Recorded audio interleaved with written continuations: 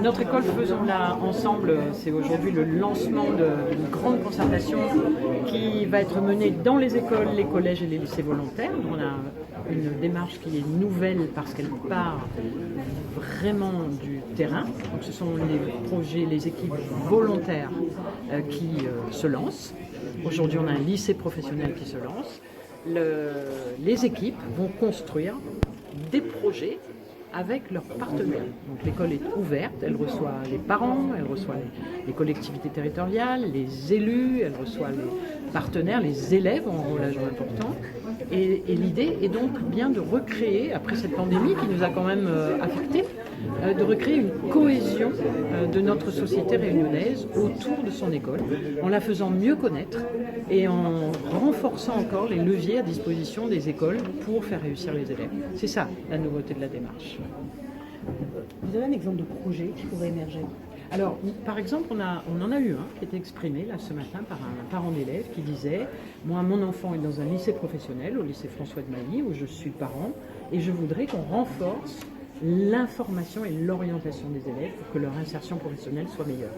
Vous faites déjà dans l'école des actions pour l'orientation de ces élèves, je voudrais qu'on la renforce. Donc pour nous, c'est une piste qui peut être possible en travaillant ensuite de manière plus concrète sur, voilà, est-ce qu'on fait plus de réunions?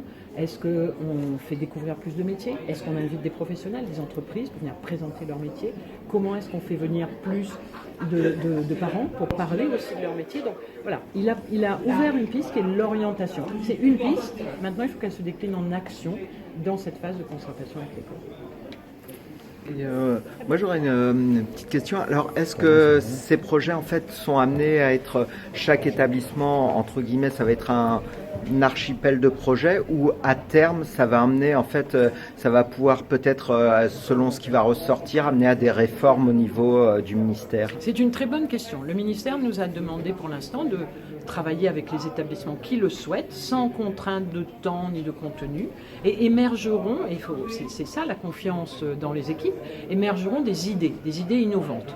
Nous les financerons dans le cadre du fonds d'innovation pédagogique dont nous allons bénéficier, et puis ensuite nous les ferons remonter, celles qui seront les plus systémiques, les plus originales, les plus innovantes, nous les ferons remonter au national, et ça alimentera une réflexion qui est celle du Conseil national de la refondation, avec le pilier éducation du Conseil national de la refondation, qui va effectivement se nourrir de tout ce qui remontera du terrain.